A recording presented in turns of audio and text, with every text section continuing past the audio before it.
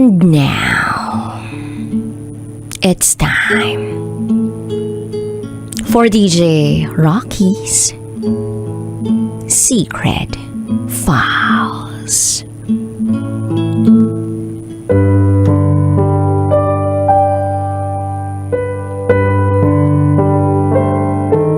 Nag-aral sa Makati, pero taga Batangas talaga kami. Tuwing bakasyon lang kami umuwi. Kasi gusto ni tatay, sa Manila kami mag-aral. Nung first year high school ako, kinuha ako ng tita ko para makapagbantay ng tindahan nila. Babayaran daw nila ako. Kaya ayun, nagkakabaon ako pagpasok. Sa katunayan, sila na ang nagpapaaral sa akin. Parang ang kinalabasan ay naging kasambahay nila ako. Stay in ako sa kanila. Minsan lang ako umuwi sa amin. One day, yung asawa ng tita ko, palagi niyang hinahawi yung buhok ko. Siyempre ako bata pa, akala ko natutuwa lang sa akin. Pero habang tumatagal, binibigyan niya ako ng pera para halikan siya sa labi. Para sa akin normal lang. Tito ko naman siya.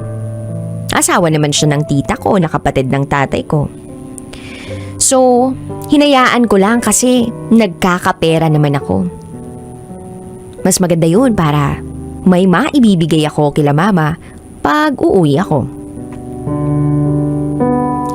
Hanggang sa dumating yung araw na may gusto nang ipagawa ang asawa ng tita ko na hindi ko kaya.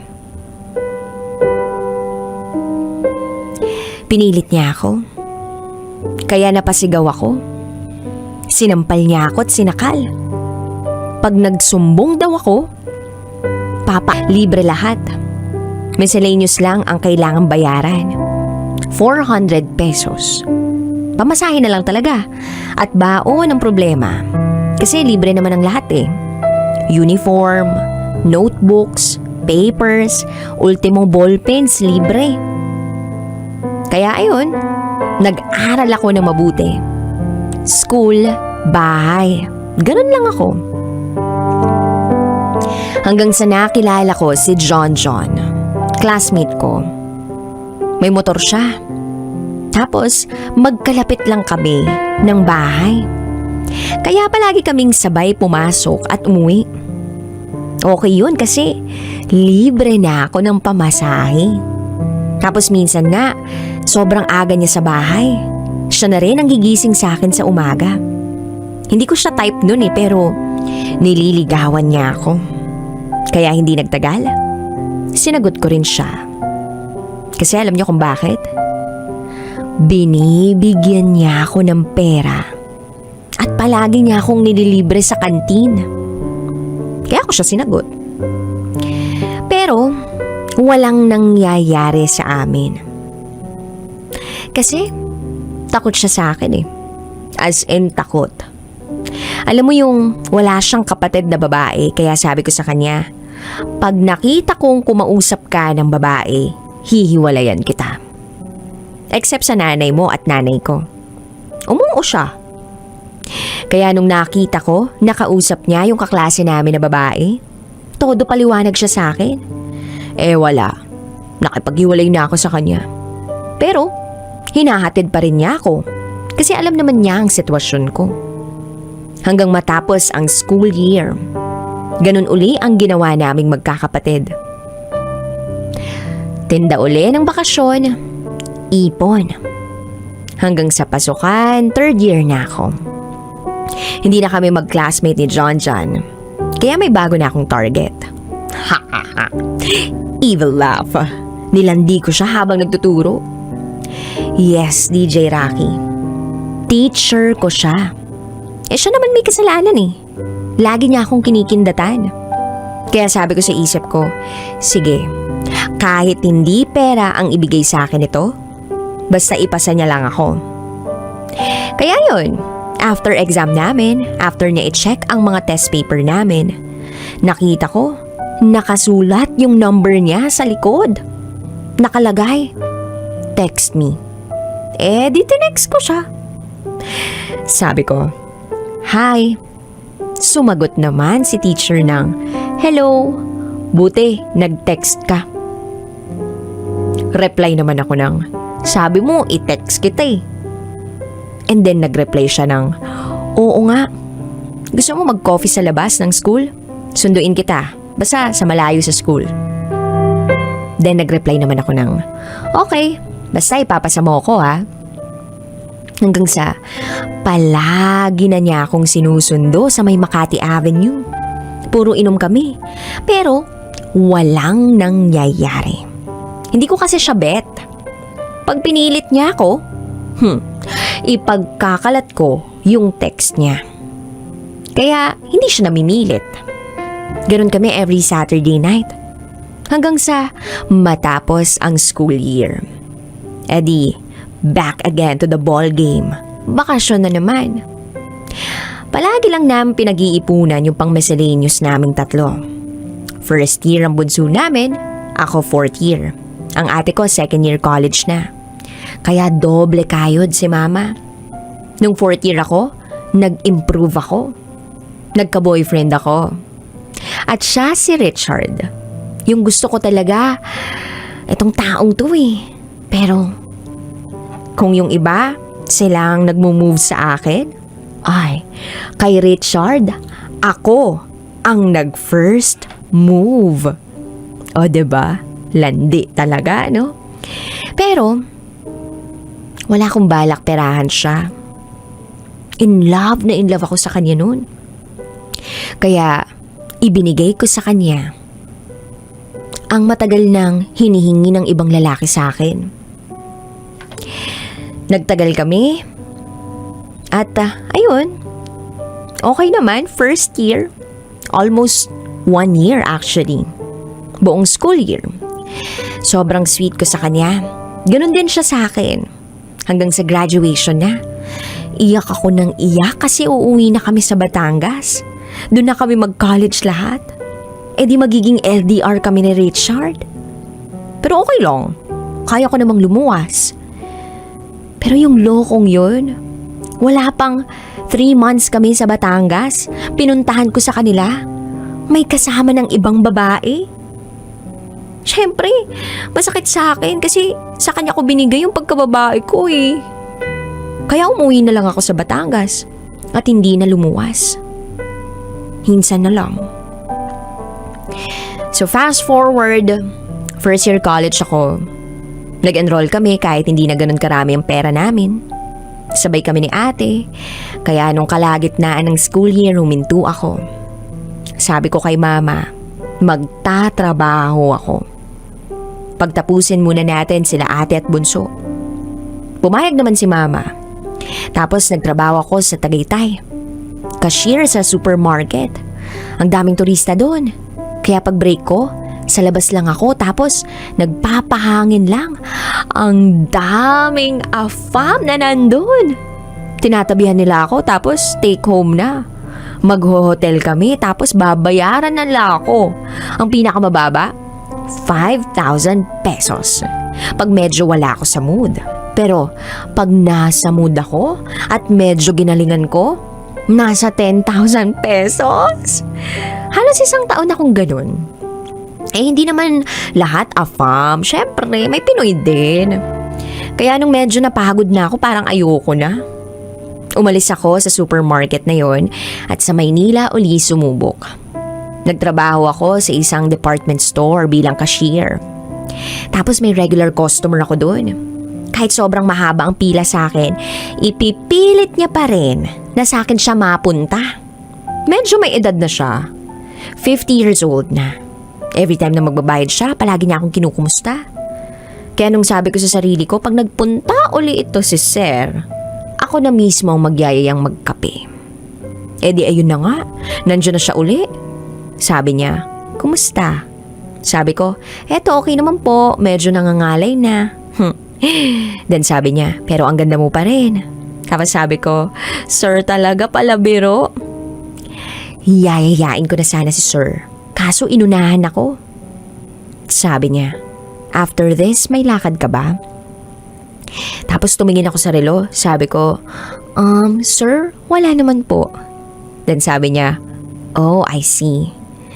Then sabi ko, after mo sir, mag-break na ako. Then sabi niya, oh, sakto. Wait na kita sa waiting area. Sabi ko, okay sir. O diba, walang pag-aalinlangan. Tapos, nag-break ako. Nakita ko siya sa, waiting area. Kumain kami sa isang restaurant. Tapos, binigay niya yung number niya. Tapos, nagka-text kami. Actually, tawagan palagi. Tapos, pag rest day ko, lagi kami magkasama. Hanggang sa tumagal ng ganon. Umabot sa puntong, gusto na niya akong mag-resign. At uupahan niya ako ng isang bahay. At dun na lang ako tumira. Siya na rin ang nagpapadala sa mama ko para sa pang-tuition ng mga kapatid ko. Nasa bahay lang ako, inaasikaso siya. Yes, may asawa siya at mga anak. Kaya nga tinatago niya ako eh. Tapos pinag-aaral niya ako sa Tagaytay. Take note, hatid sundo yun ha. From QC to Tagaytay. Balikan yun. Buong SEM ko, ganun, first year college. Tapos, pag nagustuhan kong umuwi sa amin, binibigyan niya ako ng 10,000 pesos. Hinahatid niya lang ako sa boundary, tapos mag-bus na ako. 2 days lang ako palagi sa Batangas, tapos susunduin niya na ako uli sa boundary. Hindi nagtagal, inupa niya ako ng bahay sa Tagaytay. Siguro kasi nahirapan na rin siya. Kaya doon na rin siya nagstay. Hawak naman yung oras niya sa trabaho eh. Tapos nagtagal kami ng 2 taon. Sobrang saya ko. Kasi, ewan ko, mahal ko na siya eh. Mahal na mahal ko siya. Hindi lang dahil sa pera. Oo, hindi lang dahil sa pera kaya ako siya mahal. Palagi na nga ako nagsiselos pag late na siya umuwi sa akin. Tapos nagagalit ako pag umuwi siya sa asawa niya. Ilang Pasko at bagong taon, Valentine's Day at birthday ang lumipas na kami ang magkasama. Kaya nagagalit ako kapag may iba siyang pinagkakaabalahan bukod sa akin. Hanggang sa nag-aaway na talaga kami kasi nandun na yung busy siya tapos nawawala na siya ng oras sa akin. Kaya nung umuwi siya, sinigawan ko siya. Bakit umuwi ka pa dito? Eh syempre, professional siyang tao, hindi niya ako papatulan. Kaya ako naiinis kasi hindi siya nagsasalita. Umupo siya sabay sabing, come here. Lumapit naman ako. At sabi, sorry. Sabi ko, ang tagal mo kasing hindi umuwi. Then sabi niya, busy talaga be. Then sabi ko, sorry nasigawan kita. Nakalimutan kong kaya pala ayaw mo umuwi sa asawa mo kasi sinisigawan ka palagi at binubungangaan. Dapat hindi ko yun ginagawa sa'yo. At ayun nga, inasikaso ko na siya, pinaghain at sabay kaming kumain. After that, nakahiga na kami sa kama. Siyempre, after the milagro, nag-open siya ng topic. Sabi niya, gusto mo ba sa inyo ka na magpatuloy ng studies mo? Tinanong ko bakit. Sabi niya, para may kasama ka sa bahay. Magiging busy na kasi ako after this month. Sabi ko, hindi naman alam ng mama ko na nag-aaral ako. Then sabi niya, di sabihin mo. I'm sure matutuwa pa sila. Umiyak ako ng parang bata pero that day, I'm 22 years old na pero parang 7 years old ako. Sabi ko, iiwan mo na ako, hindi mo na ba ako mahal? Pinagpalit mo na ako, no? Then sabi niya, no baby, gusto ko lang na may iba kang pagkaabalahan. Tapos every Friday susunduin kita sa school mo until Sunday. Magkasama tayo nun. Magstay tayo sa hotel. Sabi ko, anong sasabihin ko kila mama? Saan ako kumukuha ng pera? Then sabi niya, tumahimik ka lang. Kesa mag-lie ka. Umiyak pa rin ako ng umiyak. Sakto bakasyon, pwede na ako umuwi kahit kailan ko gusto. Pero Friday nung araw na yun, kaya may Saturday at Sunday pa para makasama ko siya. Ewan ko ba pero mahal na mahal ko na siya. Handa na nga ako magpabuntis sa kanya. At alam niya rin ang nakaraan ko. Tapos Sunday Eve, hinatid niya ako sa tapat ng bahay namin. Bumaba ako, gusto ko sana siyang ipakilala kaso maraming chismosa sa labas kaya hindi na lang. Umalis na rin naman siya agad. Hindi ko alam kung anong sasabihin ko kaya ang nasabi ko na lang, Ma, dito na ako mag-aaral. Then sabi ni Mama, mabuti anak. Si ate mo nabuntis. Kaya napatigil si Bunso sa pag-aaral. Eh di umiyak na naman ako. Nakapagsalita tuloy ako ng hindi maganda. Ano ba naman kayo? Nagpapakahirap ako para sa inyo. Makapag-aral lang kayo. Sinakripisyo ko yung pag-aaral ko para makapagtapos kayo. Tapos, nagpapuntis ka lang. Hindi ka pinanagutan. Naranasan mo na bang magtrabaho? Hindi pa ba? Ako danas na danas ko na yung hirap na kahit katawan ko kayang-kaya kong ibenta para sa inyo. Then nag-react yung mama ko, sabi, "Wag naman ganun anak." Sabi ko, "Anong wag ganun? Bakit ba sa tingin mo magkakashing sweldo ko sa course ni ate at ni Bunso? Oo, pinatigil ko kayo sa pagtatrabaho kasi ayokong mahirapan kayo. Di baling ako wag lang kayo. Pero sana naman nag-iisip kayo." Nagdabog ako tapos diretso sa kwarto. Isa lang ang kwarto namin ni ate, double deck lang yung kama. Pumasok si ate at nagsorry. Nagsorry ako. Nabigla lang din naman ako eh. Pumunta ako kay mama at humingi rin ng tawad. "Ma, pasensya ka na ha. Talagang masama lang ang lagay ko ngayon. Sobrang lungkot ka ngayon tapos ganito pa malalaman ko kaya napuno ako eh." Sabi ni mama, "Okay lang." Kaya yun, nasabi ko ang totoo. "Ma, may boyfriend ako. Siya nagpapaaral sa akin at bumubuhay sa atin." Then sabi ni mama, "Papuntahin mo dito sa bahay." Sabi ko, "Hindi eh. Hindi pwede, ma. Mas matanda pa siya sa'yo. May asawa at anak." Biglang natahimik si ate at mama. Tinanong ni mama, "Bakit?" Sabi ko, "Wala eh. Nung una katuwaan lang. Ngayon mahal na mahal ko. Hindi ko sinasadya. Pinauwi niya ako rito para raw may kasama ako dito sa bahay. Pero susuportahan niya pa rin ako sa pag-aaral ko at ni Bunso. Ikaw ate, mag-aaral ka pa rin. Tuloy mo na yung 1 taon. Para makapaganap ka na ng magandang trabaho para sa anak mo." So ayun, wala na silang nagawa. Kaya simula nun parang nasa akin lahat ng desisyon nila. Sa akin lahat nila binase. Wala na silang magawa pag hindi na ako umuwi ng Friday at Sunday na ako babalik. Hindi rin sila gumagawa ng desisyon na hindi ako ini-inform. Makalipas ang araw, buwan na taon, hindi ko namamalayan, 25 na pala ako. Tapos na ako sa pag-aaral. Nagtatrabaho na ako at mga kapatid ko. Pero tuloy ang relasyon namin. Binilhan niya ako ng sasakyan para madali sa pagpasok ko. Ganun pa rin ang setup namin. Humirap ng humirap ang sitwasyon. Minsan ako na ang lumuluwas para lang magkita kami. Hindi na niya kayang mag-drive ng malayo. Hindi na niya ako binibigyan ng allowance simula nung nagtatrabaho ako. Nakikipag-iwalay na rin siya pero ayoko eh. Mahal na mahal ko talaga siya. Kaya pag ayaw niya akong puntahan, ako ang pupunta sa kanya. Hanggang sa nagka-pandemya. Nasa QC ako noon.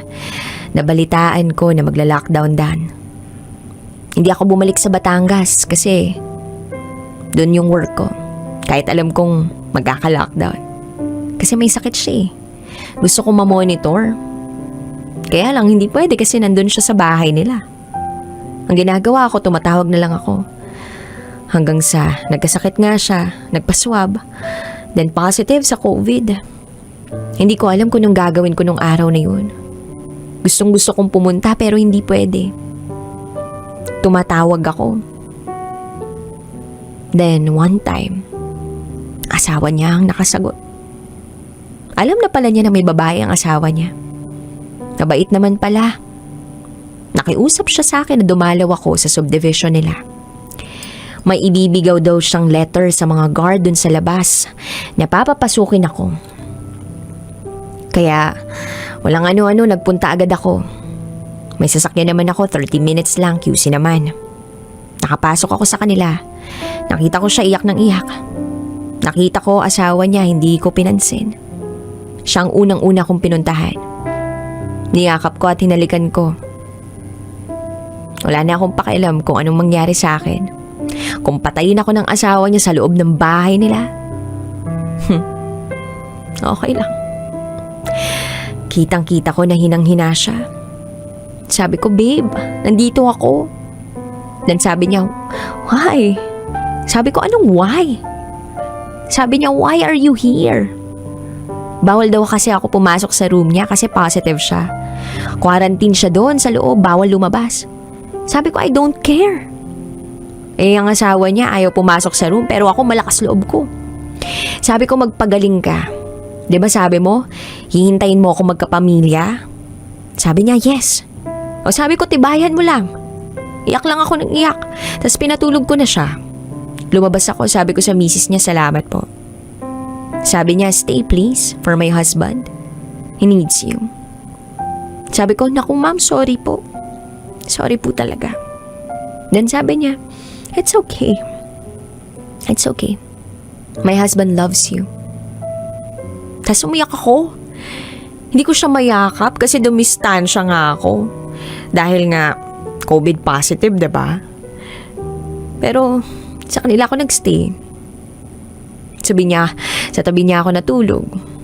Hindi na kami lumalabas ng kwarto. Dinadalhan na lang kami ng pagkain ng kasambahay. Inalagaan ko siya. After 1 week, hindi siya makahinga. Di tumawag kami ng ambulansya. Nasa daan pa lang kami. Wala na siya. Iyak ako ng iyak. Hinahalikan ko siya para magising siya. Kaso, binabawa. Kaya yun yung ginawa ko. Tinulungan ko yung sarili ko. Fast forward 2020, may nakilala ako kaedad ko. Naging best friend ko. Siya ang laging kasama ko sa trabaho. Sinabi ko lahat ng pinagdaanan ko. Sabi ko, pokpok ako dati. Di naman niya ako hinusgahan. Hanggang sa palagi na kami magkasama. At naglakas loob siyang magtanong sa akin, pwede bang maging tayo? Sabi ko, para kang ewan. Alam mo namang nakaraan ko. Peperahan lang kita. Then sabi niya, marami ka ng pera. Hindi mo na gagawin yun. Nakuha ako sa pilit. Mayaman din. Pero sabi nga niya, hindi ko siya peperahan kasi mayaman na ako. Hindi naman ako mayaman. Pero pinahahalagahan ko lang yung binigay sa akin. Etong si Ronel parang siraulo. 2 months pa lang, niyaya na niya akong magpakasal. Parang timang. Kaya nag-yes na ako. July 6, sinagot ko siya. August 30, nag-propose siya.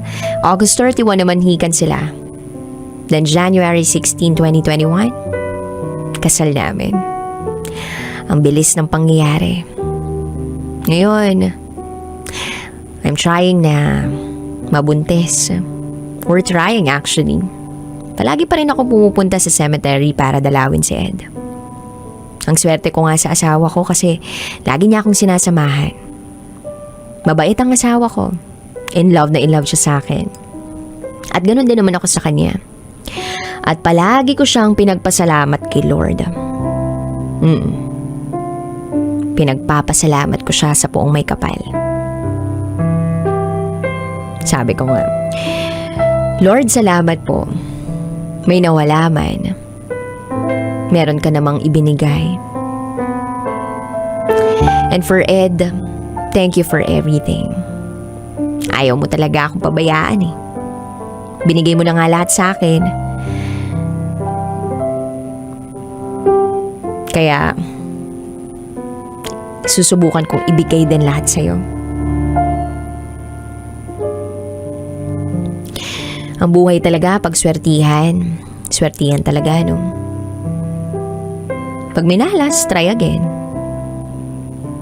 At kapag may blessing, thank you God. Pero, wag lalaki ang ulo. Hanggang dito na lang po ang kwento ko. Marami man ako pinagdaanan sa buhay, nakabangon uli ako. Muli, ako si Rebecca at ito ang aking secret vow.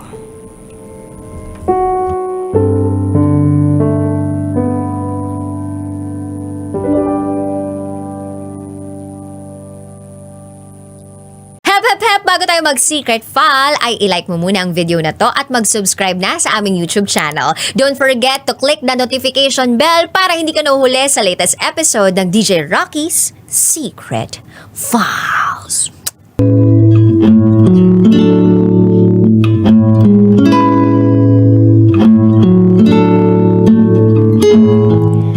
And now, it's time for DJ Rocky's Secret Files with Jello.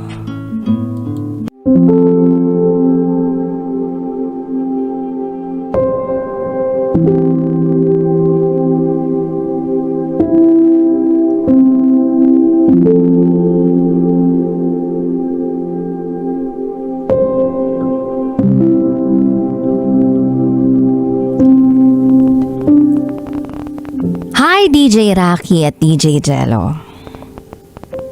Lagi ko kayong napapakinggan sa radyo. Hanggang nag-decide ako sa inyo na ibahagi ang storya ko. Pero bago ako mahusgahan ng mga makikinig sa inyo, sana pakinggan at maunawaan muna nila ang pinanggagalingan ko. Itago nyo na lang ako sa pangalang Yumi. At ito, ang aking secret file.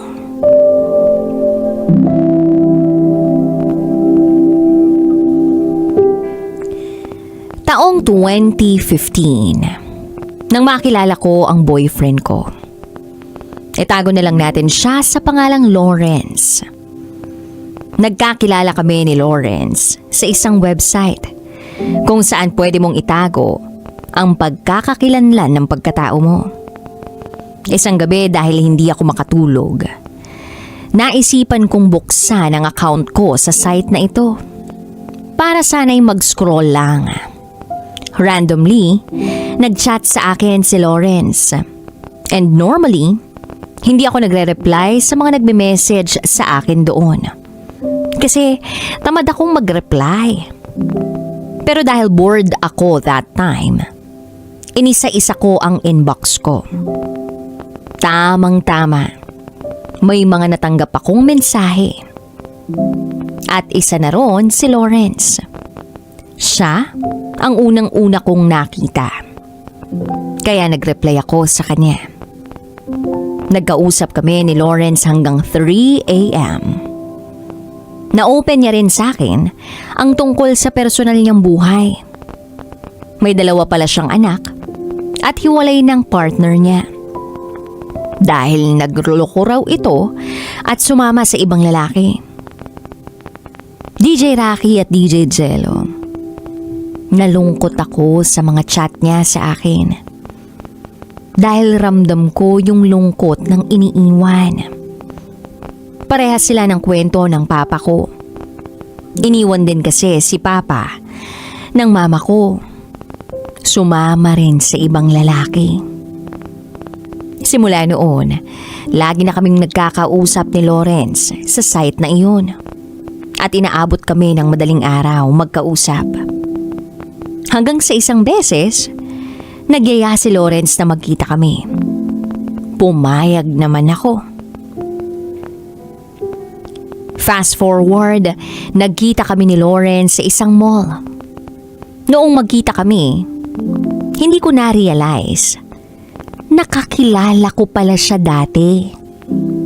Wala kasi talaga kaming pagkakakilanlan habang magkausap kami online.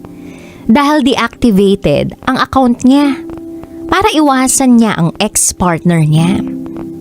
At noong nagkita na nga kami, narealize ko na kapitbahay ko lang pala siya. Ang akala ko noon, by accident lang, na naroon ang kapitbahay ko sa mall. Na siyang napag-usapan namin ni Lawrence. Nag-smile pa nga ako sa kanya, kaya nilagpasan niya lang ako.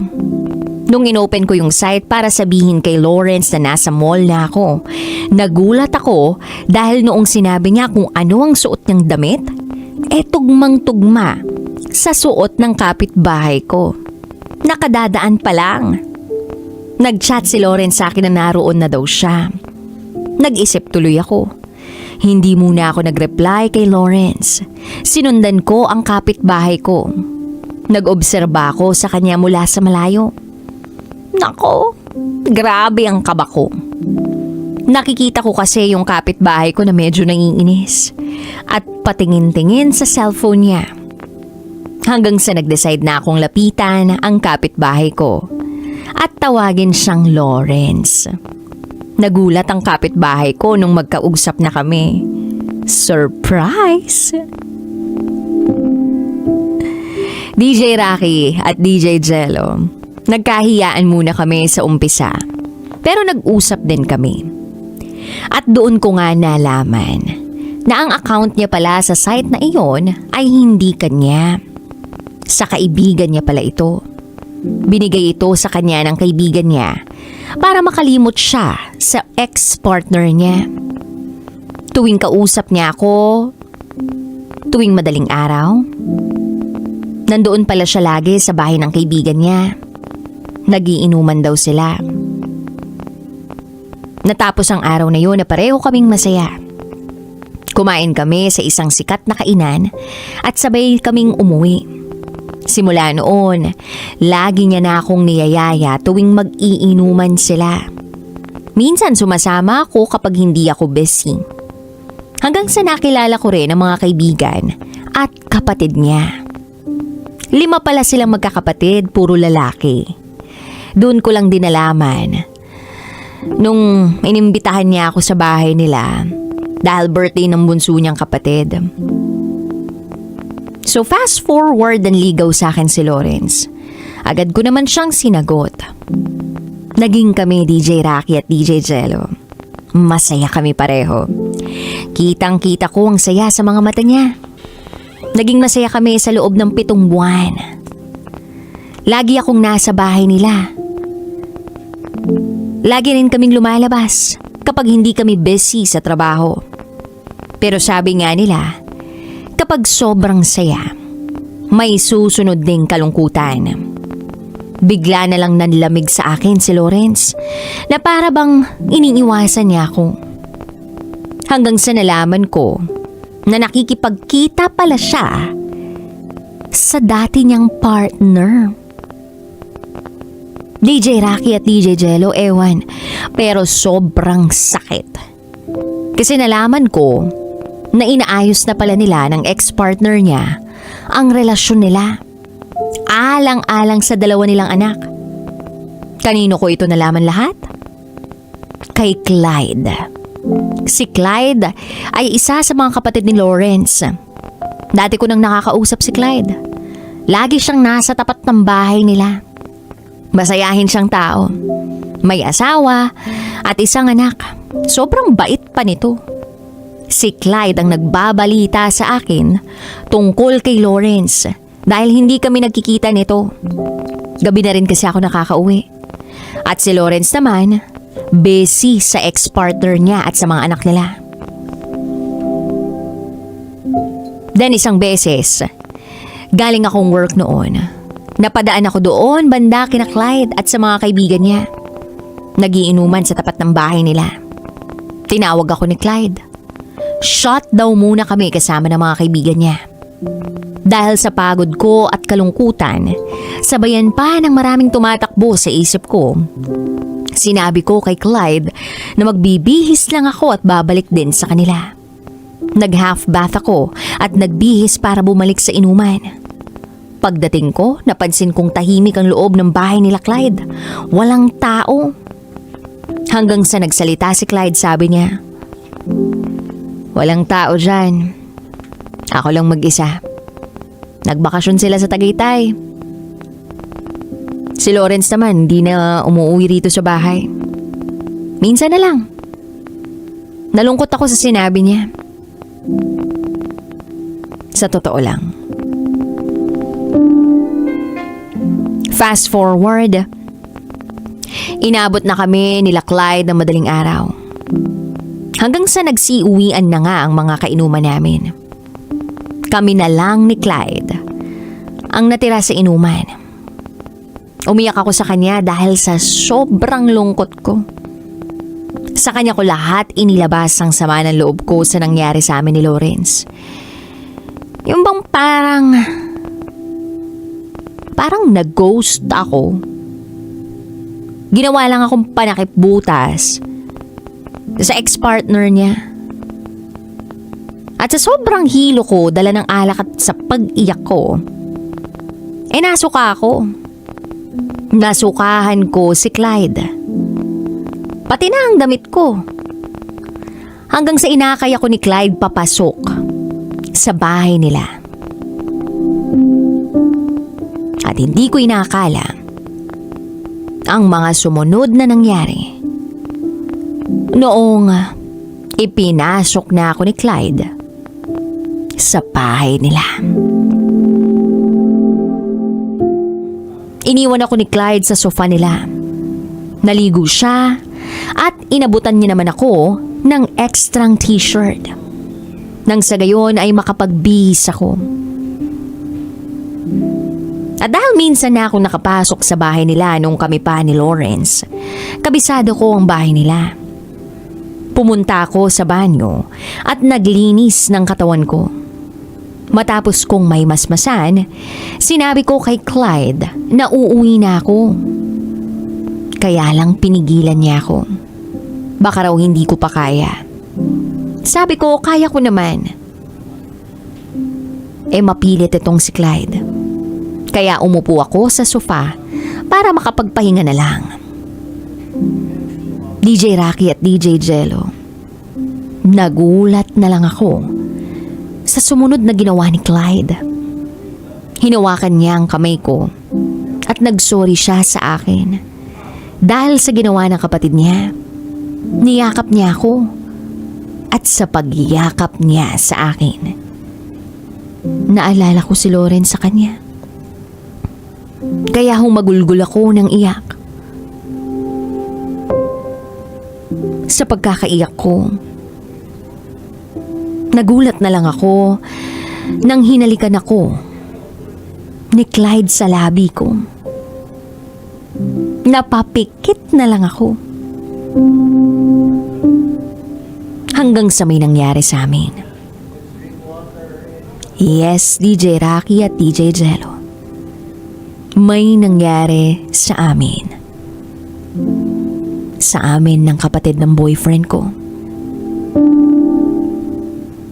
Natulog ako sa tabi ng kapatid ng boyfriend ko. Alam kong mali ang nangyari. Kaya kinaumagahan, umuwi agad ako ng bahay. Hindi ako makapaniwala sa nangyari. Siguro dala-dala na rin ang kalasingan at halo-halong lungkot. Kaya nangyari yun. Fast forward, lumipas ang 1 linggo. Nahihiya ako kay Clyde. At nandun din ang takot dahil may asawa siya. Isa pa, kapatid siya ni Lawrence. Hindi mawala si Clyde sa isipan ko. Na para bang nakalimutan ko si Lawrence bilang boyfriend ko. Siguro dahil magkahawig sila. Iba ang nararamdaman ko kay Clyde. Na para bang yung pagmamahal ko para kay Lawrence natuon kay Clyde. Hanggang sa nagkausap kami ni Clyde na parang wala lang nangyari sa aming dalawa. Aaminin ko, DJ Rocky at DJ Jello, ang gaan-gaan pa rin ng loob ko kay Clyde. Nagkwentuhan lang kami habang nakaupo sa tapat ng bahay namin. Minsan pa nga, inaabot na kami ng gabi sa pagkukwentuhan lang. DJ Rocky at DJ Jello, dumating sa puntong inamin ko kay Clyde ang nararamdaman ko para sa kanya. At ganun din siya sa akin. At dumating din sa punto na sinabi niya sa akin iiwan niya ang asawa niya para sa akin. Nakonsensya ako sa takbo ng isip niya. Kaya ang ginawa ko, inilayo ko ang sarili ko kay Clyde.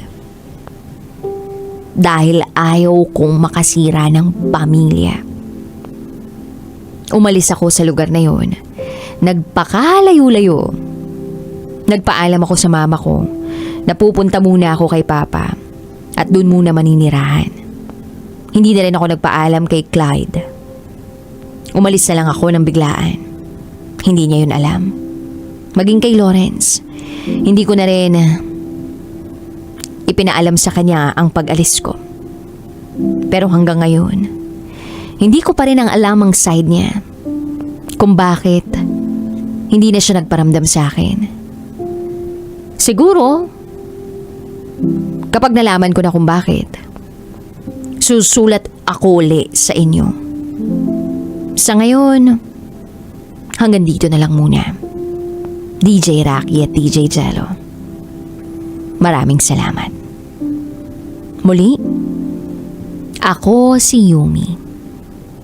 At ito, ang aking secret file.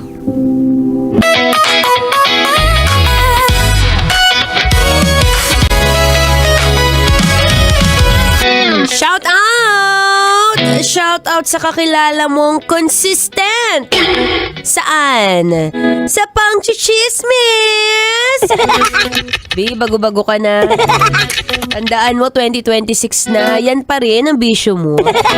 Baka naman meron kang pwedeng ibang pagkaabalahan. Yung mga tipong pwede mong pagkakitaan. Anyway, nagbabalik po ang inyong kadaldalan, ng atleta, DJ Maratoni.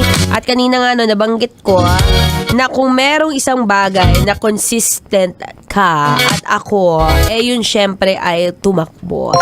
Pero kung para sa'yo na medyo tumataas pang kilay, kasi sabi sa sarili, ano ba naman yung takbo-takbo na yan? Ayoko niyan! Well, the answer is walking. Walking is the key. Sa mga nagsasabi, ano nga ba raw, mas mabilis nakakapayat, walking o running? Walang sagot po dyan, parehas po silang nakakapayat. Oo, depende po yan sa intensity na gagawin nyo bawat sport, no? Pero kung ikaw ay baguhan at medyo nag-aalinlangan pa na bigla kang mapagod, mahingal, ma-stress, well, where we know more? Dahil ang basic na sagot po dyan is walking.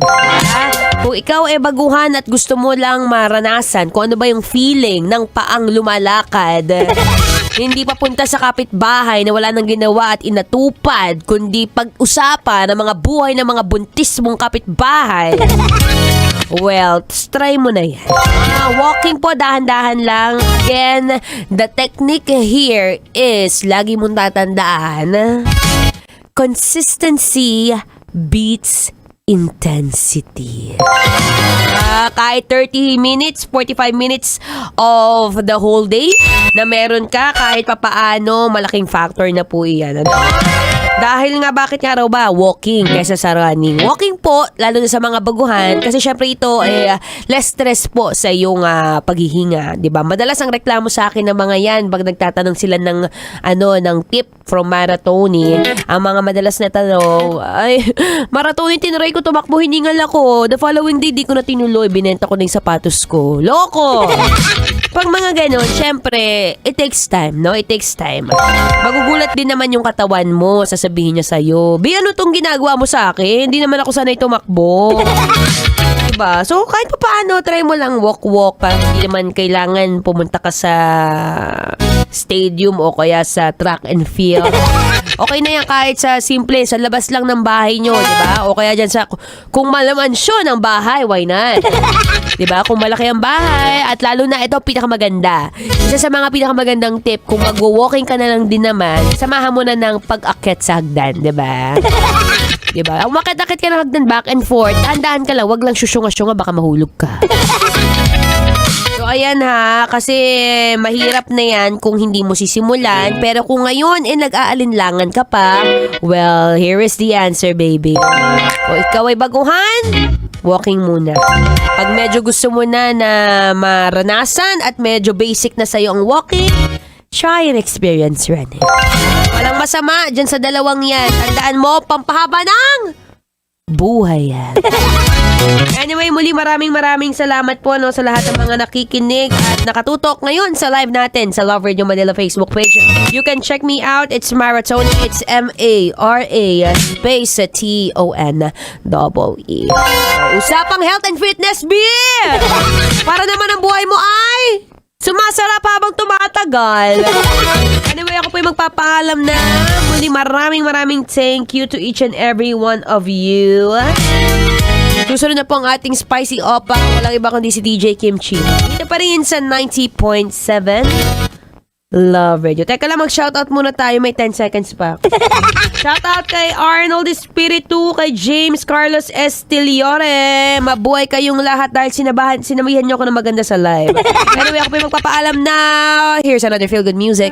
Ngayong Feel Good Tuesday. Dito pa rin sa 90.7 Love Radio. Kailan pa ba memorize yan? Basic. Kasama kakwentuhan, kadramahan nyo na po your uragong broski like Super Legit and All Konyo Bicolano para sa paborito ninyong dramahan mula Lunes hanggang Biyernes. Gabisyo, ito po ang Dear Love. Yan, sakit ng ulo mo, kaka-computer mo yan. Oh, sakit ng katawan mo, sige pa, kaka-games mo yan. Ay nako, shout out sa lahat ng mga jowa natin dyan na sinisisi na lang lahat ang sakit ng katawan natin and all at lahat ng mga nararamdaman nating negativities dahil sa pagko-computer, pag-online games at mobile games natin like Super Legit and all. Uy, dahan-dahan lang naman kasi ano namin to ako medyo may bias ako dito kasi bilang isang mahilig talagang maglaro. Oo, ng mga online mobile games and all, mga interactive games. Nako, ito talaga coping mechanism ko. Kapag sobra yung emosyon ko, dito ko na ibubuhos yun Halimbawa, sobrang lungkot ko, yan. Nako, makikita mo talaga ako. Hawak ko yung mga laruan ko. Pangit? Bakit tong term, no? Hindi, totoo yan. Kapag sobrang lungkot ko or sobrang may namimiss akong tao or halimbawa sobrang saya ko din, doon ko na ilalabas yung sobrang emotions ko. Yan. Bakit? Kasi it feels like it's a totally different world. Pag kumbaga panandali ang takas ko yun sa mundong sobrang harsh, sa mundong sobrang lungkot or sa mundong sobrang bilis ng pag-ikot na nakakahilo na talaga and feeling ko naiiwan ako. Diba? So, hindi lang siya basta-basta libangan for some katulad sa akin. Kaya baka sobra sa screen time yung jowa mo, baka may dinadamdam. Oo, kasi ako ganyan Mga bagay, mga emosyon na hindi ko kayang masabi, na hindi ko kayang ma-communicate na ko. Minsan may tendency talaga ako na magsulo and all, tapos inilalabas ko na lang yan sa games. Yan. Oo, nag-Animal Crossing. Yan. Hindi, totoo yan kasi it's a totally different world out there. Tumatakas ako doon sa mundo na kung saan feeling ko parang kontrabida ako or feeling ko talo ako, 'di ba? Kasi kapag may mga games na ganyan, instant winner ka, 'di ba? O at sino ba naman yung ayaw manalo, 'di ba? Kaya wag masyadong mapanghusga sa mga gamers dyan like Super Legit and all. Pero again, lahat ng sobra ay masama. Kapag ito ay nakakaapekto na sa trabaho? Ayan, sa araw-araw mong buhay, sa relasyon mo at nagiging tamad ka na talaga, nagiging dahilan nito para maging hindi ka productive like super legit and all? Ay nako, masamang bisyo na yan. Broski, tigilan mo na yan. Nako, dito na ako pumapanig sa mga magulang natin at doon sa mga jowa natin at tigil-tigilan mo yan. Makakain mo ba yan? Hindi kasi totoo po yan. Hindi lahat ng mga gamers tulad ko kayang pakainin o yung pamilya nila at yung sarili dahil sa pag-games yan. Maswerte ka, 'di ba? Kung yan yung way of living mo. 'Di ba? Yan yung nagiging trabaho mo. Pero kung ito ay nagiging toxic na or ito ay nagiging dahilan na para maging unproductive ka, nako, tigilan mo na yan, ha? Baka kung ano yung mawala pa sa'yo. Bukod sa buhay mo, yung mga pinakamamahal mo pang tao. Ay, nako! Kaya mga broski, samahan nyo po ako sa napakagandang bisyo ang pakinggan at buuin ang drama na yan maya-maya sa aking pagbabalik. You heard it right mga kabisyo. Ipi-play na natin yan nationwide at itatawid natin online. For now, kasama nyo pa rin po your uragong broski like super legit and all, Konyo Bicolano. Para sa paborito ninyong dramahan mula Lunes hanggang Biyernes. Talking to you. Kabisyo, ito po ang Dear Love. Water across the deep. Dear Nicole and Diego, itago niyo na lang po ako sa pangalang Donna, 25 years old, at nagtatrabaho bilang isang program manager sa isang NGO dito sa Pasay. Sumulat ako kasi hindi ko alam kung ano ang gagawin ko. Baka sakaling mabigyan ninyo ako ng payo. Ganito po kasi. Mag-best friend kami ni Ramil, grade school pa lang kami. Nagsimula yon nung pareho kaming nag-audition para maging member ng choir. Hilig kasi namin ang pagkanta. Swerte naman at biniyayaan kami ng magandang boses. Mahaba ang pinagsamahan namin. Palagi kaming magkasama kapag may practice. Kapag may contest, kami din ang magkadikit. Sa simbahan, magkasama din kaming kumakanta. Ang tibay at ang lalim ng friendship namin talaga. Alam ko naman na simula pa lang, kaibigan lang talaga ang turing sa akin ni Ramil. Hindi magle-level up. Best friend lang talaga. Sana ganun din ako. Pero hindi kasi. Unti-unti akong nahulog sa kanya. Nagsimula akong mag-imagine ng mga eksena na may espesyal na namamagitan sa aming dalawa. Wala akong pinagsabihan ng tunay na nararamdaman ko. Tinago at kinipkip ko sa kaibuturan ng puso ko. Last week kinontak ako ni Ramil. Masayang masaya siya. Ikakasal na daw siya ngayong taon at hinihiling niya na ako ang kumanta sa kasal niya. Sa December pa naman yung kasal pero sinabihan niya ako na maaga para siguradong available ako at para mapaghandaan ko. Tambalan, parang may sibat na tumurok sa dibdib ko. Masakit. Eto na talaga yun eh. Tinuldukan na ng tadhana yung matagal ng pangarap ng puso ko. Nicole and Diego, umaasa si Ramil na papayag ako. Sino ba naman ang hindi? Mag-best friend kami for the past 15 years. Kaso parang hindi ko kayang itawid. Sa sobrang lungkot ko, baka naman pumiyok ako. Baka mapahugulgul ako habang kumakanta. Yung kasal niya baka magmukhang lamay. Paano ako kakanta kung may parang kung anong nakabara sa lalamunan ko? Ang problema, hindi ko naman maaaring ipaliwanag lahat kay Ramil ito. Ano pong gagawin ko at paano ko siya tatanggihan nang hindi naman siya nasasaktan? Paano ko hihindi nang hindi niya iniisip na binaliwala ko lang ang mahabang panahon ng pagkakaibigan namin? Salamat sa pagbasa ng sulat ko at hihintayin ko ang inyong payo. Ang inyong kumikinang na tagapakinig, Donna. Donna. Kailangan pa bang i-memorize yan? Basic. Eh di kami na. Kami na ang wedding singer mo. Correct. Hello, kailangan namin ng racket ng December. Ano ba? Ito naman sabihin mo kay Ramil, sabi mo, Donna ganito. Hindi ko carry kasi baka maging emotional ako as your best friend. May irereto ko. Yan. Ayan. Oh, di Gusto mo ba? ng sample, Donna? Aha. Anong wedding song? Anong wedding song? Separate lives daw. Nakakaloka. Alam mo, wala naman talagang ibang way para malaman at maintindihan ni Ramil is for you to tell the truth. Tama. Yun lang talaga yun eh. Kasi nag-iisip ako ng mga iba't ibang mga senaryo. Magkakasakit ka on the day. Mas lalong mahirap yun for your best friend kasi kawawa naman siya, mawawalan Correct. siya ng wedding singer. O di naman kaya may nakaschedule na. Pwede yung may nakaschedule na, naku. Kaya lang, ang hirap nun, best friend mo yan. Best friend for 15 years, ano pa ba bang hihigit dyan na pwede niyang maintindihan na ay, oo nga, no, hindi ka talaga available, may nakaschedule na. So, ang ending dito, nagsisinungaling ka pa, nagdadagdag ka pa Exactly. ng, di ba? Tinatago mo na nga yung feelings mo, nagsisinungaling ka pa, di ba? So, padagdag ng padagdag yung kasalanan or kung, yung bigat.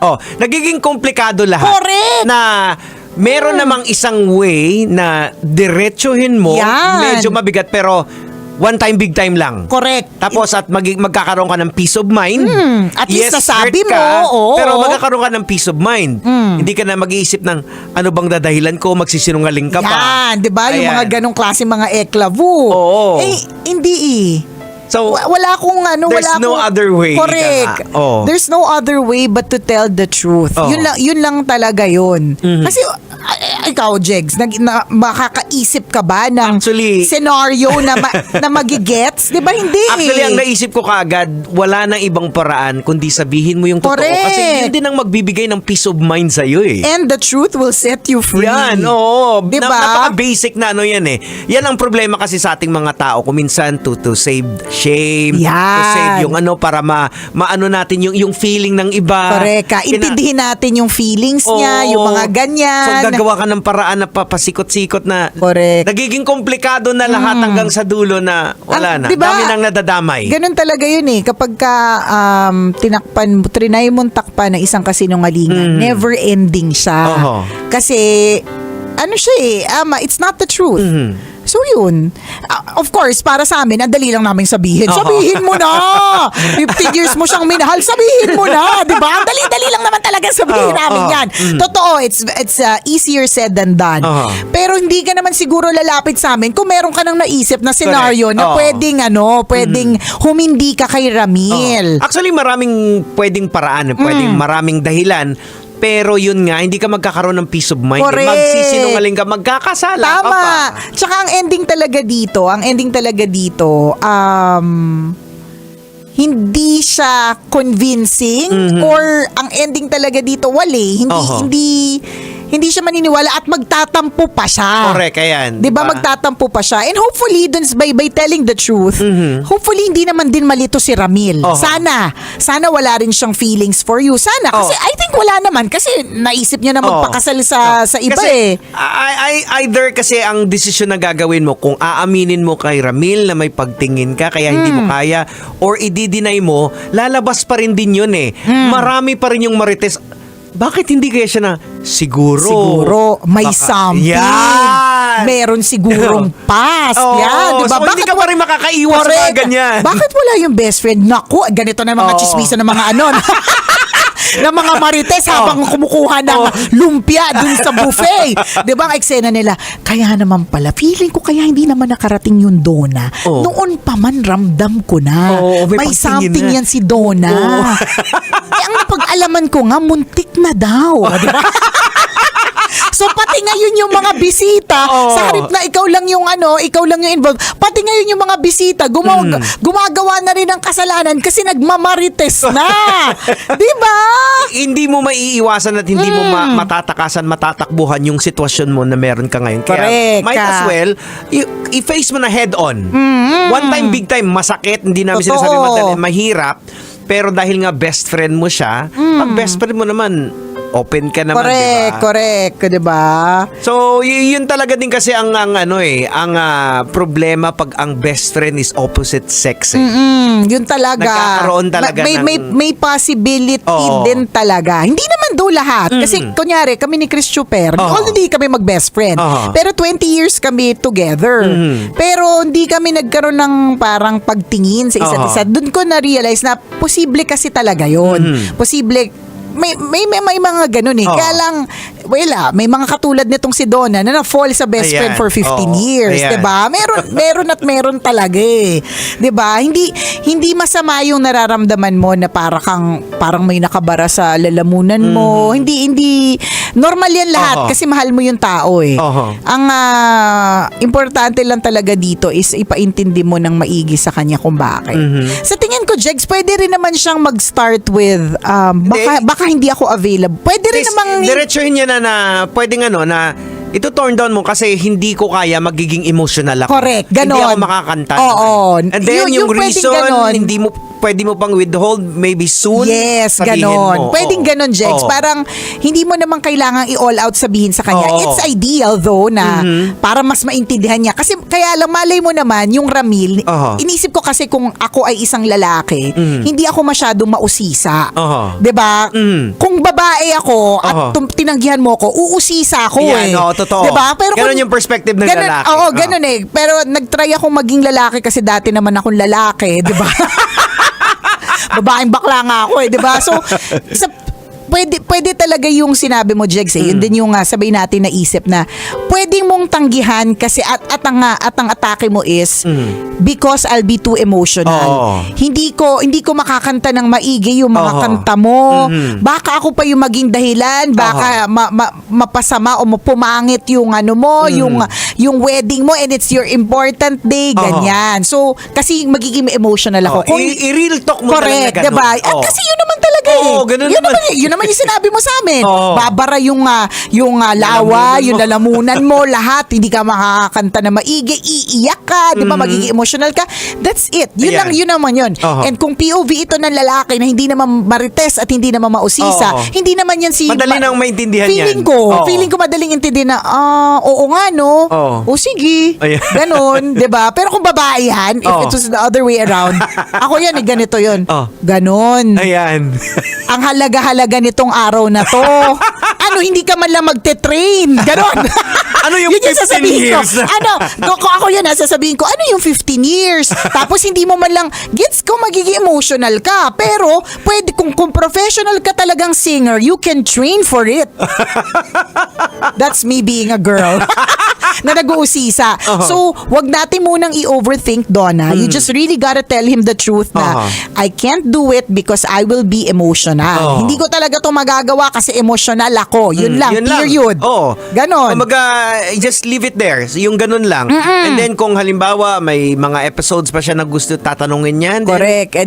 Kung if the situation calls for it or ito na talaga yung moment na kasi pwede mo ngang hindi pwede ngang joke eh. Hindi kailangang ang lalim agad na itinago mo talaga sa kaibuturan ng puso mo yung pagnanasa mo para sa kanya. Pwedeng, when the time is right, diba, masabi mo sa kanya, kasi medyo may feelings ako para sa'yo. Tas ganun yung tono. Ang hirap kaya!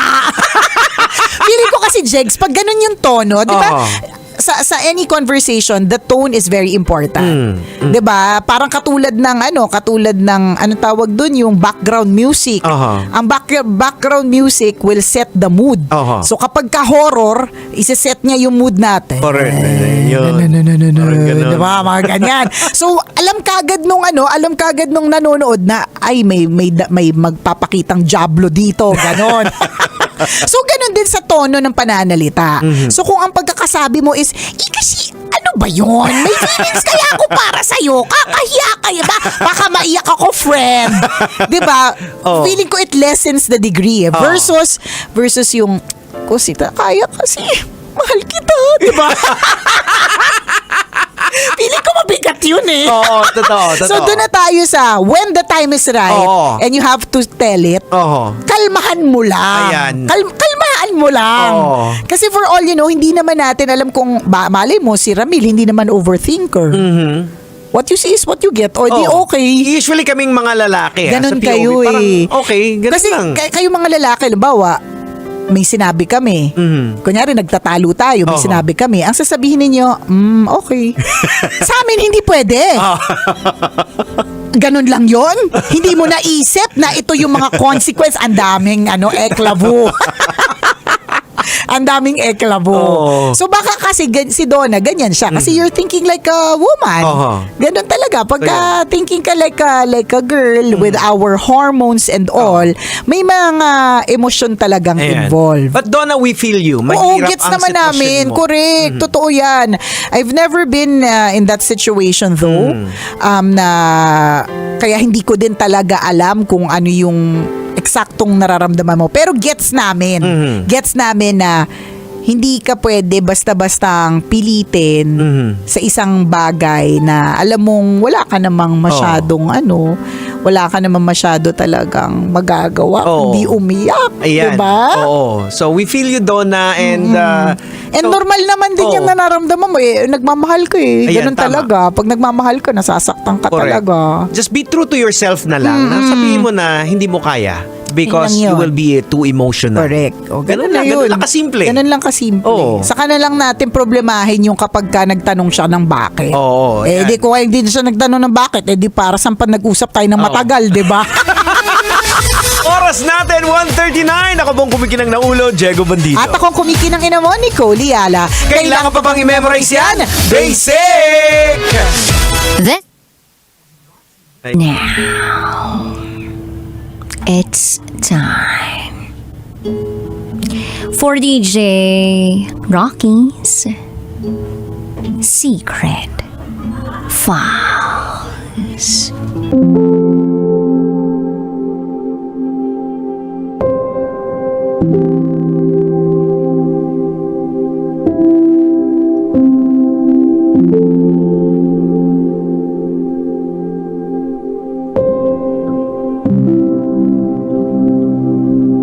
Kabit ako. Pero hindi lang basta kabit. Kabit with class.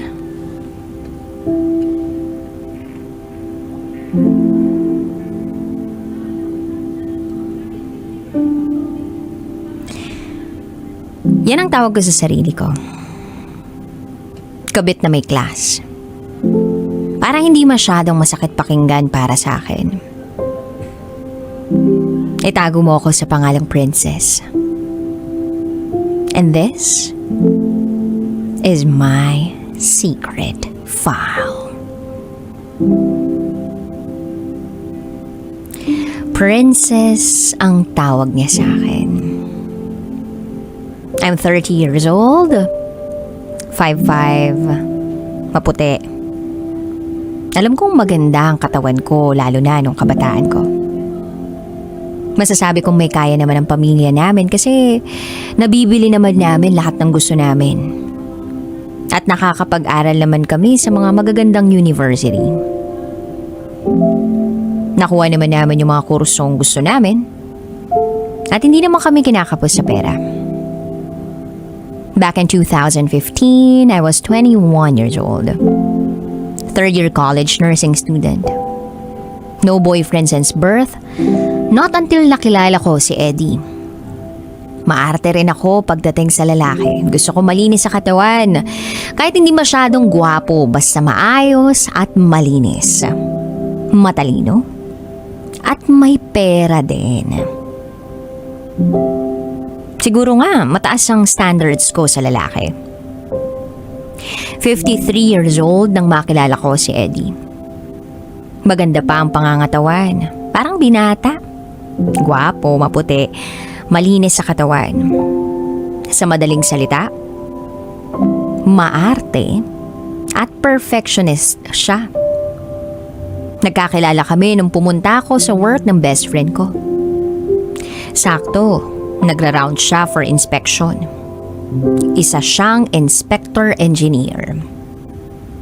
Nag-usap kami ng friend ko at bumati siya nang dumating ang inspector nila. Bumati na rin ako hanggang sa nagpaalam na ako sa friend ko na uuwi na ako dahil maaga pa ako sa school bukas. Pag uwi ko sa bahay, tumawag yung friend ko na gusto raw makipagkilala ng boss niya. Sabi ko, ano ka ba naman girl? Alam mo namang wala akong time sa mga ganyan, diba? Then sabi niya, ano ka rin ba? Magpapakilala lang naman, tsaka wala namang balak jowain ka yan. Sabi ko, o siya sige next week. Tapos bigla niya nang binaba yung phone. 8 PM tumawag uli siya. Nasa labas daw siya ng apartment ko. Nagrent ako ng apartment para malapit sa school ko eh. Pag open ko ng pinto, nakita ko yung friend ko kasama yung boss niya. May dalang isang case ng beer. Napapikit na lang ako sa nakita ko at pinapasok ko na sila.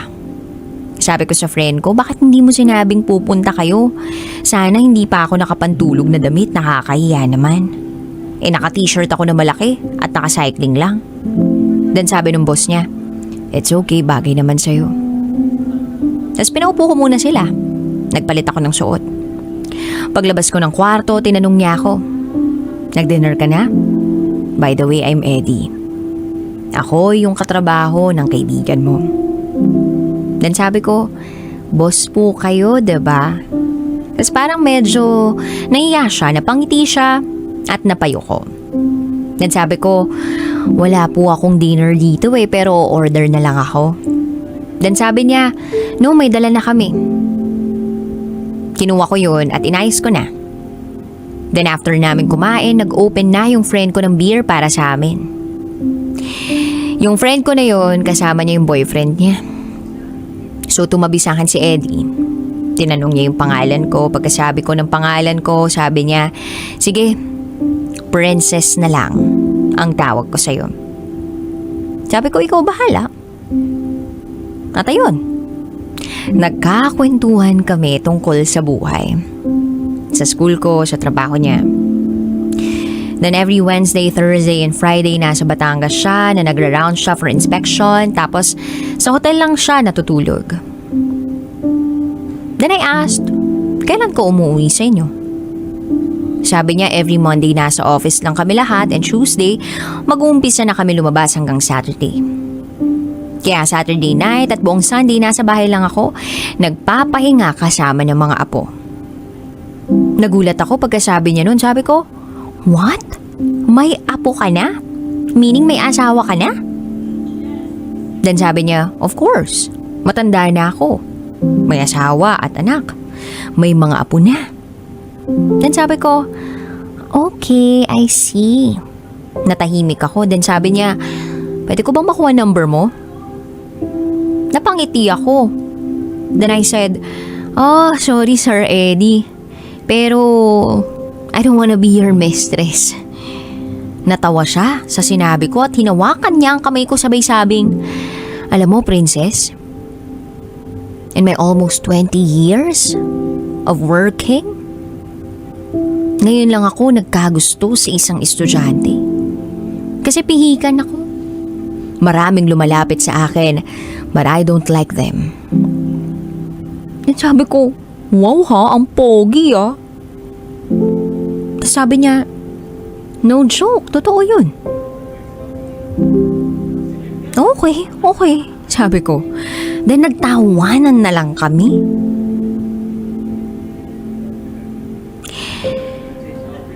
Ang dami namin na pagkwentuhan.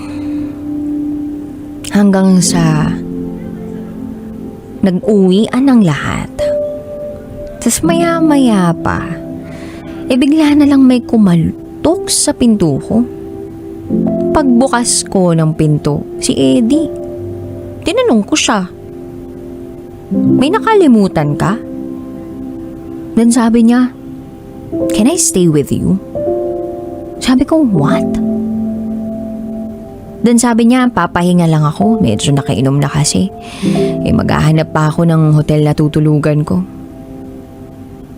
Sabi ko, sige na nga. So pumasok siya at nakigamit ng banyo para maligo. May mga dala naman siyang gamit kasi nga, di ba parang nag-hotel lang naman siya kapag nasa Batangas. After niyang maligo, nagtulog-tulugan ako sa kwarto ko pero nakabukas ang pinto ko. Kinakabahan ako na ewan. Tapos sabi ko sa sarili ko, baka pasukin ako nito. At hindi nga ako nagkamali.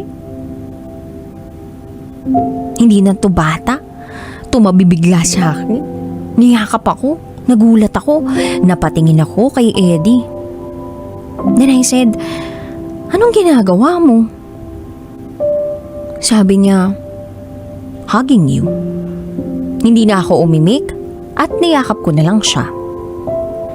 Shucks, ang bango niya. Kahit thunders na siya. Napangiti ako at nakatulog na. Nagising ako around 5:30 in the morning. Gising na rin siya. Nasa harap na siya ng laptop niya. Tinanong ko siya, kanina ka pagising? Sabi niya, around 4:30. Sabi ko, okay. Nagkakape ka? Tinanong niya ako kung may black coffee. So, inabot ko sa kanya yung tinimpla ko. Nag-comment siya na ang tamis daw. Sabi ko, matamis kasi ako magmahal. Tapos nagtawanan kami. Pa-experience naman oh. Sabi niya mamayang konti. Natawa ako sa sinabi niya at sabi ko, wag mo namang agawin ang experience ko na unang beses. Wala pa ako nagiging boyfriend, no? Then he said, tignan na natin. After naming magkape, naligo na ako tapos naligo na rin siya. Ready na ako for school at ready na rin siya mag-rounds. May scooter naman ako pero nag-insist siya na ihatid ako. Sabi ko, wag na kasi paano ako uuwi? Ayaw kong mag-commute. Tinanong niya kung anong oras ang uwi ko. Kinuha niya yung number ko, binigay ko naman kasi parang magaan naman talaga ang loob ko sa kanya. 7 PM nag-out na ako sa hospital bilang student nurse ako.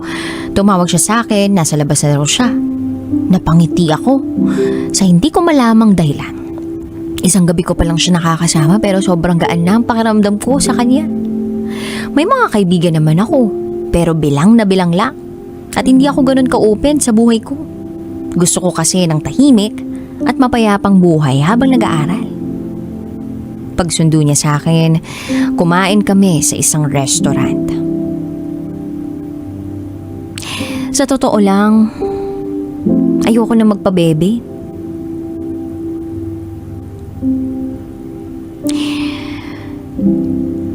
Dumating yung pagkakataon na sa akin na siya nauwi.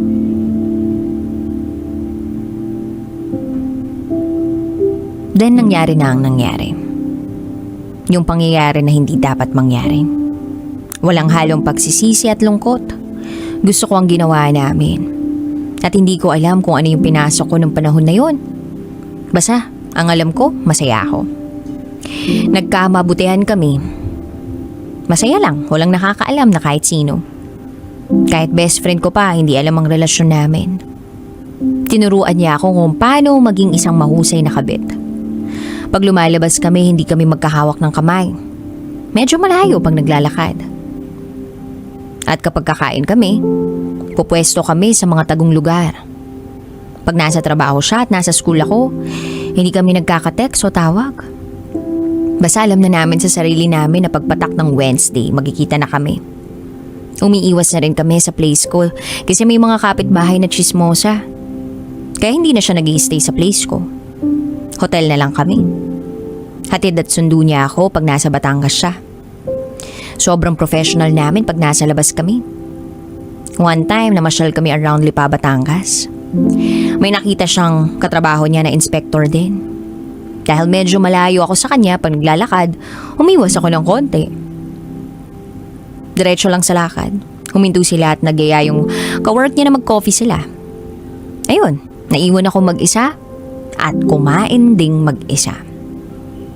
Sa mga ganitong pagkakataon, kailangan kong maging matured. Hinintay ko siya hanggang sa makaalis yung katrabaho niya. Then pumunta na siya sa akin. Imagine, hindi kami nagkaka-text pag may kausap siya pero alam niya kung nasan ako. Ganun ko na-train kung paano maging professional. Tumayo na ako at diretso sa sasakyan. Naghanap na kami ng hotel na tutuluyan namin kasi kinabukasan aalis na uli siya. At tuwing aalis na siya, nalulungkot na ako. Siguro nga'y mahal ko na siya. At umabot na sa puntong hindi ko na kayang mawala ang taong to sa buhay ko. At gagawin ko lahat para sa kanya. Then dumating yung araw at bunga naging busy ako dahil pa 4th year na ako. Pero hindi pa rin mawawala sa amin ang Wednesday to Friday. Kaya tinatapos ko ng maaga ang mga gawain ko pang eskwela. Lumipas ang taon, year 2016. Nagpatuloy ang relationship namin. Hindi naman may iwasan ang away at tampuhan. Unang tampo ko sa kanya nung kailangan niyang umuwi ng Thursday para sa trabaho. Sabi ko sa kanya, ako nga tinatapos ko na lahat ng gawain ko bago tayo magkita tapos ikaw aalisan mo lang ako. Then sabi niya, o yung pagiging isip bata mo hindi tama yan. Sabi ko, inalisan mo na ako ng karapatan sa lahat. Then sabi niya, pinagkait mo yan sa sarili mo. Pwede kang mag-enjoy with your friends habang wala ako pero ikaw mismo ayaw nun. Huwag mong paikutin ang mundo mo sa akin dahil may kanya-kanya tayong priorities in life. Sabi ko, ngayon mo sasabihin yan kung kailan mahal na mahal kita? Sabi niya, mahal din kita pero hindi ko kayang pabayaan ang trabaho ko. Kung lagi mo akong aawayin every time na magkikita tayo at may emergency ako, mas mabuti nang wag na tayong magkita. Nanahimik ako sandali at nag-isip. Maya-maya pa'y nagsalita na ako. Sabi ko, okay, sorry for being immature. Namimiss lang talaga kita. Then sabi niya, I love you, my princess. You bring color to my life. Kaya simula nun kahit ano pa ang kailangan kong intindihin para mag-grow yung relationship namin gagawin ko. Hanggang sa nagpatuloy yung ganon. May mga pagkakataon na hindi kami makapagkita. Pero sinusubukan kong intindihin. Hanggang sa nag-decide na kaming kumuha ng bagong apartment na kaming dalawa lang ang nakakaalam. Malayo sa mga chismosa para hindi na kami nag-hotel at para hindi na masyadong magastos. Nililimatahan na rin namin ang pagkain sa labas at pamamasyal. Kasi nga matagal na rin kami at para makasiguro. Then dumating ang araw ng graduation ko. Gusto niya sanang pumunta kahit nasa malayo lang siya pero nagkataon na birthday ng pamangkin niya. Niyaya niya ang family niyang mamasyal around Batangas, kumain sa labas. Nakapag-text siya sa akin, sabi niya kumain daw kami sa labas ng pamilya ko. Sa ganyang restaurant, makikita ko siya with his family. Hindi ko alam kung anong gagawin ko. Kasi paano ako? Dapat masaya lang ako kasi graduation ko yun . Pero naisip ko sa bagay, magiging masaya naman ako kasi makikita ko siya. Nung dumating kami sa resto, nandun sila. Nakita ko siya with his wife, masaya sila nagtatawanan. Dumaan ako, hindi man lang niya ako tiningnan. Nung nakaupo na kami, may inabot na bouquet of flowers yung waiter. Happy graduation, ma'am, sabi ng waiter. Sabi ko, para saan to? Hindi na nagsalita ang waiter. Alam ko na agad kung kanino galing. Walang letter o anumang nagsasabi na sa kanya galing pero alam ko na sa kanya galing. Umupo ako sa kung saan makikita ko siya para makita ko ang mukha niya, kung gaano siya kasaya na kasama ang pamilya niya. Noong mga araw na yun, Gusto ko nang matapos yung araw na yun. Para magkita na kami. Natapos ang graduation ko.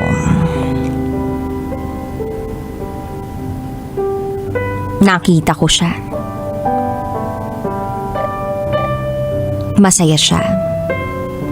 Kasama ang pamilya niya.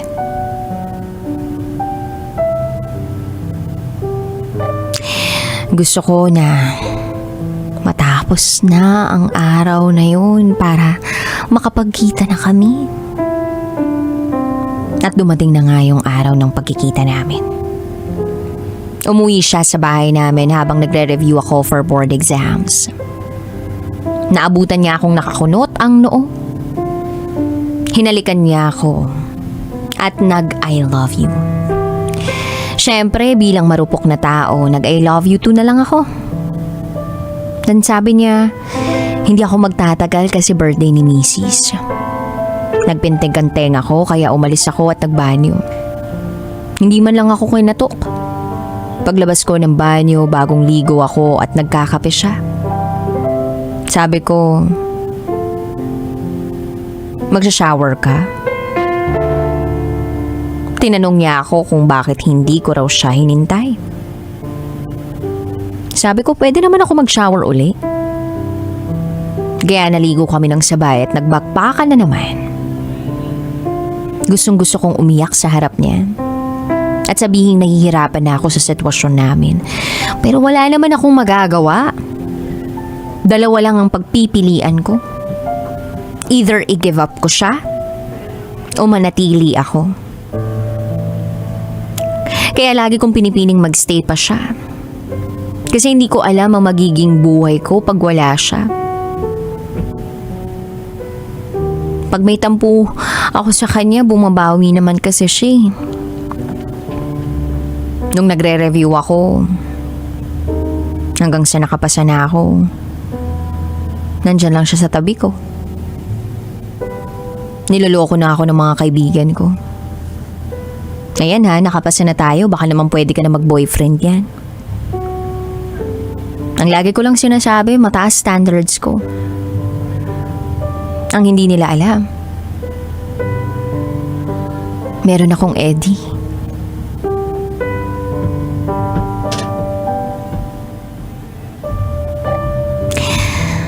Then one day, lumabas kami at kumain sa labas. Ang hindi ko ina-expect, makikita namin ang anak niya sa mismong restaurant. Nakakainan namin. Napakaliit ng mundo. Hindi na ako nakaiwas kasi magkatabi na kami sa upuan. Pero dahil matured na akong tingnan at hindi mukhang bata, pinakilala ako ni Eddie bilang katrabaho niya. Pinakabatang katrabaho. Inalok pa niya na pwede raw silang mag-join sa amin. Siyempre, ang awkward, diba? After that, niyaya niya ang dad niyang umuwi at sumabay na sa kanila. Nag-agree naman si Eddie at iniwan na ako roon. Nagpaalam lang sa akin. Mauna na kami thank you for the dinner. Sabi ko na lang, okay sir, ingat po kayo. Pag alis nila, Diyos ko, iyak ako ng iyak at doon ko na lang naisip, ano ba tong pinasok ko? Nasaan ba ako at hindi ko nakilala ang sarili ko? Nag-commute ako pa uwi at pumunta ako sa bahay ng best friend ko para magyayang lumabas at uminom. Iyak lang ako ng iyak sa kanya, sabi ko, ang hirap pala. Then sabi niya, alam ko naman kung ano ang mahirap. Hindi ko lang sinasabi sa'yo na alam ko na kasi gusto kong ikaw ang magsabi sa akin. Sabi ko, gaga ka talaga. Alam mo na pala, bakit di mo sinasabi? Sabi niya, ayoko kasi magkailangan tayo. At doon ako lalong napahagulgol. Sobrang hirap pala, sabi ko. Nung una, akala ko masaya to, exciting. Dahil mahal ko naman siya. Kaso habang tumatagal, pasakit na ng pasakit. Niyakap ako ng best friend ko at sabi niya, choice mo yan. At least alam mo na kung paano magmahal. At hindi lahat ng pagmamahal kagaya niyan. Kasi, ibang sitwasyon yan eh. May asawa siya, tinatago ka niya. Ibang-iba ang mararamdaman mo pag malayang-malaya kang nakalabas o nakakalabas ng walang kaba. Nahawakan mo ang kamay ng kadate mo na ipopost mo na sa social media. Lahat ng yan mararamdaman mo pag binitawan mo na si Sir. Sabi ko, paano? Imahal na mahal ko siya. Sabi niya, hindi ganyan ang pagmamahal. Hindi dapat ganyan magmahal. O sige, sabihin na nating mahal mo siya. Kasi kaya mong isacrifice lahat para sa kanya. Pero siya ba? Anong kaya niyang bitiwan para sa'yo? Mas lalo akong napahagulgol sa sinabi niya. Niyakap niya ako at sinabing, hindi siya ang lalaking para sa'yo. Maraming tao na gusto ng pagmamahal mo na kagaya ng binibigay mong pagmamahal sa kanya. Fast forward March 2019. 5 years na kami. Nagtatrabaho na ako sa isang ospital. Ganun pa rin ang setup naming dalawa. Nabawasan ang lungkot ko simula na nagtrabaho ako kasi nakakain ng oras ko ang pag-iisip. May mga kaibigan na rin ako at mahal ko ang ginagawa ko. Mahal ko pa rin si Eddie pero hindi na katulad ng dati na buong buhay ko ibibigay ko sa kanya. Sinusundo pa rin niya ako. Binibigyan niya ako ng mga bagay na pampagaan ng buhay ko. Nabigyan niya ako ng kotse para hindi na ako mahirapang mag-commute. Ako ang kumuha noon at nasa pangalan ko. Dumaan ang pandemya. Hindi na kami halos nagkikita. Binitiwan na namin ang apartment na tinitirhan namin pareho. Hindi na kami masyado nag-uusap eh. Hanggang sa hindi na talaga niya kaya mag-rounds dahil matanda na siya at pandemya pa. Nagte-text siya sa akin na hindi siya lumalabas ng bahay. Palagi ako nag-aalala sa kanya. Kaya sabi ko kahit once a day, kung makakapag-text ka, mag-text ka. Ganun naman ang ginagawa niya. 2020, tinamaan siya ng COVID. Grabe ang pag-alala ko sa kanya. Gusto ko siyang makita. Sabi ko sa kanya kumuha siya ng private nurse at ako ang kunin niya. Nilakasan ko na talaga ang loob ko dahil gustong-gusto ko nang makita siya. Hanggang sa napakahabang proseso para maging isang private nurse. Kaya nung naaprubahan na agad-agad, pumunta ako sa kanila. Ang kapal ng mukha ko bilang trained mistress. Ginamit ko yung mga natutunan ko sa kanya para hindi kami mahalata.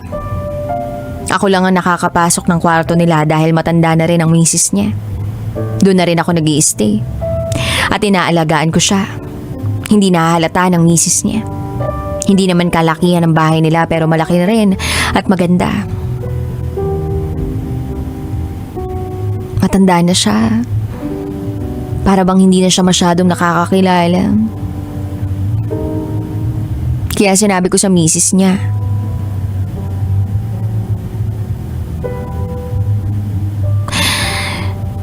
kung ano yung mga napapansin niya, magsabi lang siya.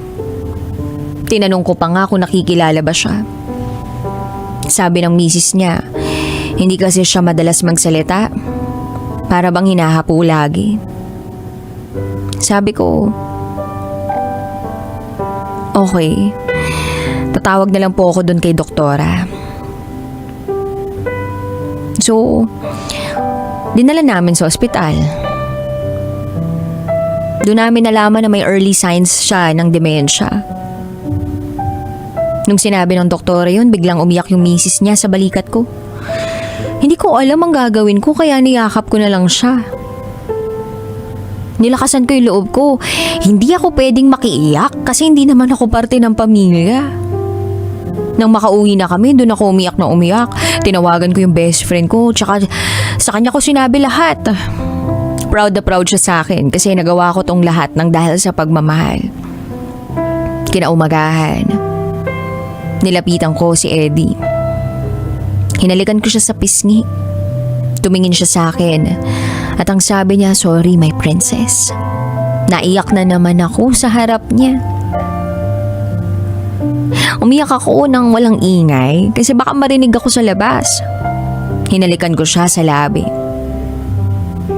Then sabi niya karma ko na siguro to. Sabi ko, ibig mo bang sabihin kamalian ako? Sabi niya, no my princess. Ikaw ang isa sa mga dahilan kung bakit ako lumalaban. Sabi ko sa sarili ko, ano ba to? Lord, bakit naman? Binigyan niyo ako ng ganito. Ganitong pagsubok. Ba't niyo naman binigyan tong taong to ng ganitong sakit? COVID, tsaka demensya. Ganun ba talaga kasama ang nagawa namin? Iyak lang ako ng iyak.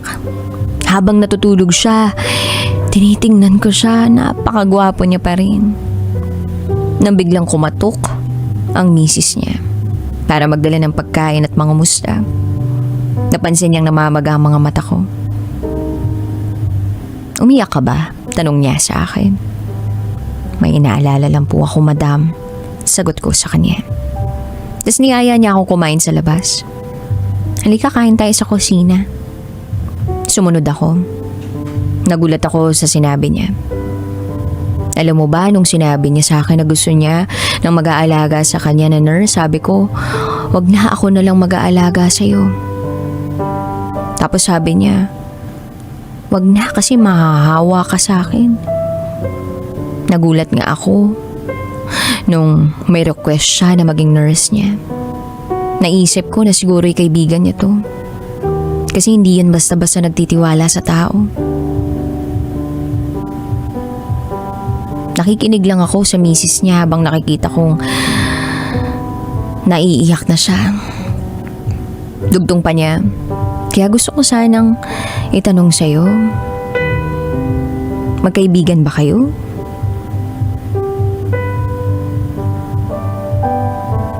Hindi ko naisip ang sasabihin ko, basta bahala na. Ang sagot ko, madam, magkakilala po kami ni sir nung nagpa-check up siya para sa ubo niya. Ako po ang nag-asikaso sa kanya kaya siguro po natandaan niya ako. Sabi niya, alam ko na kilala kita. Umiyak ako sa kanya at nagsorry ako. Sorry, madam. Sorry po talaga. Nag-alala ako sa kanya kaya sabi ko, kuha siya ng private nurse. Sorry po talaga. Bukas sa bukas po alis na ako.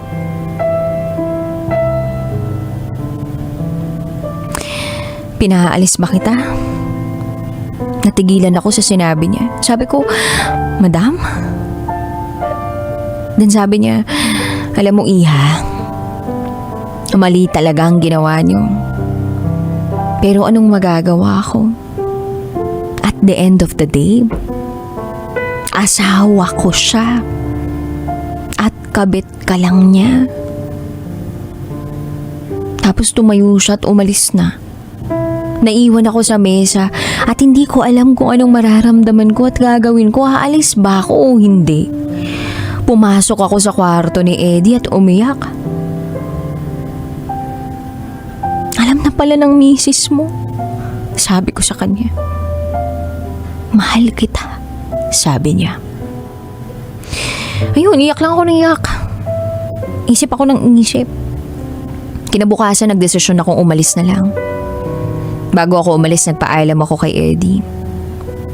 Aalis na ako, magpagaling ka at magpalakas para mapuntahan mo ako uli. Alam mo, sa'yo ko naramdaman ang tunay na pagmamahal. Hindi kita makakalimutan. Pag gumaling ka na, magsimba ka at humingi ng tawad sa Diyos, ha? Mahal na mahal kita pero kailangan kong umalis. At huwag nang bumalik. Para sa akin at para sa pamilya mo. Maraming salamat sa lahat. Hawak-hawak ko yung kamay niya noon habang umiiyak. Inalikan ko siya sa labi at nagpaalam na. Sabi niya, maraming salamat, my princess. Binigyan mo ng kulay ang buhay ko at sana natuto ka sa nangyari sa atin. Maging mataas ang standard mo dahil yun ang deserve mo. Huwag ka na mag-boyfriend ng may asawa dahil deserve mo maipagmalaki. Hindi ko nagawa sa'yo yun kasi may asawa ako. Mahal na mahal kita at maging masaya ka. Nagyakapan kaming dalawa at tumugulgol. Habang paalis ako ng kwartong yun, sabi ko sa sarili ko, wag na wag kang lumingon. Umalis ako at nagpaalam, nagsorry sa asawa niya. Dan sabi ni Madam, pinapatawad ko na kayo. Magsimula ka ng buhay na masaya at walang tinatapakang tao. Bata ka pa at marami ka pang makikilalang tao, mag-iingat ka. After nun, hindi na ako nagparamdam pa sa kahit kanino basta related kay Eddie. 2022, 2 taon na ang nakalipas. May nakilala akong magmamahal sa akin ng buong-buo. Alam ang buong pagkatao ko, sinabi ko sa kanya lahat ng nangyari sa buhay ko. Tinanggap niya ako at pinakasalan sa edad na 29. Same age kami, parehas kaming nurse at hanggang ngayon walang nakakaalam sa naging relasyon namin ni Eddie. Kung hindi yung asawa ko, best friend ko,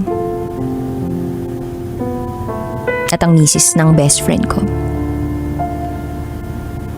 Makalipas ang 4 na taon, simula nung huli kami magkita ni Eddie, nanumbalik ang alaala ko sa kanya.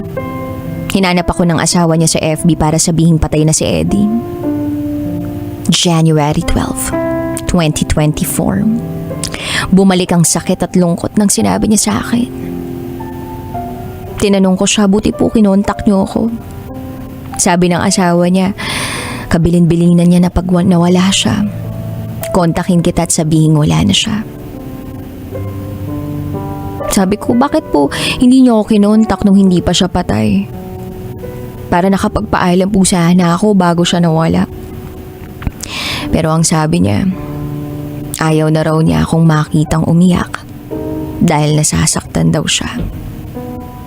Ako pa rin ang inisip niya.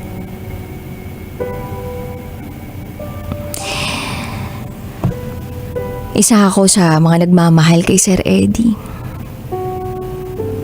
Marami man akong pinagsisisihan, pero hindi pa rin may aalis na naging parte yun ng pagkatao ko. Marami akong natutunan. Na-share ko to para maging leksyon sa ibang mga tao. Hanggang dito na lang po muna, DJ Rocky. Muli, ako si Princess. At ito ang aking secret file.